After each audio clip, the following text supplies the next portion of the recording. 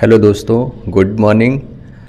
दूसरा सवाल मेरा रहेगा भाई जी से, आप सबके लिए रहेगा कि हम लोग के लाइफ में जो कॉमन सी चीज़ें हैं जो चलती रहती हैं, जैसे हमारे युवा भाई बहन हैं और स्टूडेंट्स हैं कुछ, लाइक वो कभी किसी पढ़ाई को लेकर डिस्टर्ब हो जाते हैं, कभी जॉब से रिलेटेड डिस्टर्ब हो जाते हैं, कभी परिवार की जिम्मेदारियों से डिस्टर्ब हो जाते हैं।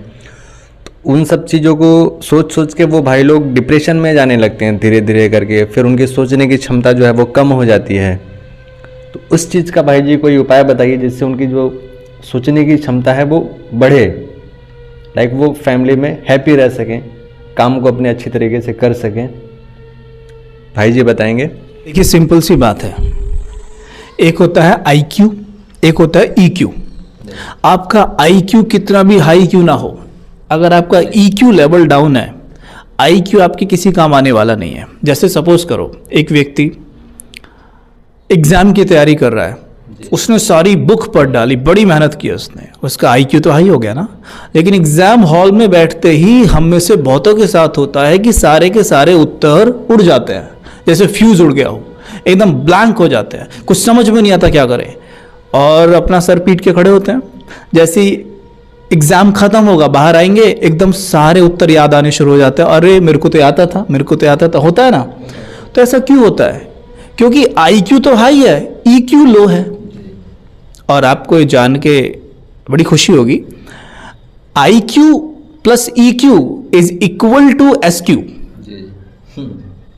मतलब IQ कहते हैं इंटेलिजेंट क्वोशंट, EQ कहते हैं इमोशनल क्वोशंट, और SQ कहते हैं स्पिरिचुअल क्वोशंट। मतलब सीधी सी बात है, अगर कोई व्यक्ति स्पिरिचुअली स्ट्रांग है ना, उसके दोनों IQ और EQ बैलेंस होंगे, यानी लेफ्ट और राइट ब्रेन दोनों का आपस में बहुत अच्छा कोऑर्डिनेशन होगा, बहुत अच्छे से काम करेंगे, उसकी पावर पूरी काम करेगी।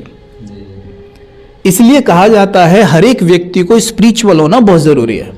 हम IQ के पीछे भागते हैं, लेकिन बहुत सारी ऑर्गेनाइजेशन आज क्या कर रही हैं कि आपको जॉब केवल IQ के आधार पर नहीं दे रही हैं, आपका वो EQ भी चेक करती है। और ऐसे पास्ट में बहुत सारी सेलिब्रिटीज, बहुत सारे फेमस लोग हुए हैं कि जिनका IQ वास्तव में बहुत हाई था, तभी तो इतनी ऊंचाई पहुंचे वो, लेकिन EQ उनका लो था। जैसे कि उदाहरण देते हैं, कई बार दिव्या भारती जो एक एक्ट्रेस थी उनका देते हैं, है ना, आप हिटलर का देते हैं, IQ तो बड़ा हाई था लेकिन EQ नाम को नहीं था, कितना उसने उससे अत्याचार किया। अभी रिसेंट में आपके यहाँ पे जैसे एक बहुत उभरते सितारे थे, सुशांत सिंह राजपूत, तो उनका भी IQ कितना हाई था जो वहाँ पहुँच गए वो, लेकिन EQ थोड़ा बहुत इम्बैलेंस हुआ, उसके कारण क्या हुआ, परिस्थिति सामने आई। और तो अगर SQ हमारा हाई हो तो IQ और EQ दोनों बैलेंस होने के कारण हम मात नहीं खाते। जैसे इसका सबसे बड़ा उदाहरण है MS धोनी। अगर आप क्रिकेट मैच देखते हैं, MS धोनी को देखिए आप कि उनका IQ कितना हाई है ना, और EQ भी कितना उनका हाई है, क्योंकि एकदम इमोशनली कितने बैलेंस है।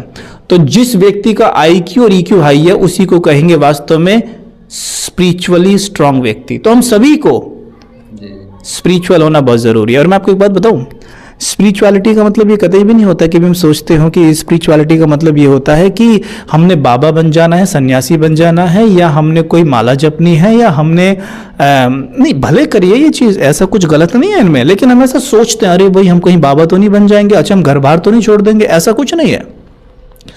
स्पिरिचुअल का मतलब होता है, स्पिरिचुअल, जो ये स्पिरिचुअल शब्द है ये स्पिरिट से बना है, राइट। और स्पिरिट का मतलब होता है आत्मा, यानी जिसे अपना ज्ञान है, जिसे स्वयं का ज्ञान है, सेल्फ का ज्ञान है, वो स्पिरिचुअल है। अब सोचिए, हमें अपना ही ज्ञान नहीं है, सोच के देखिए, हमें अपना ही ज्ञान नहीं है और दुनिया भर का ज्ञान हमें हो, हमारा जीवन कैसा होगा? तो वैसे ही होगा जैसा आज है। क्या नहीं है हमारे पास, सब कुछ है, फिर भी हम उदास, परेशान, दुखी है ना। तो spirituality teaches us that you should have knowledge about yourself first. If you have knowledge about yourself, then nobody can stop you from being happy.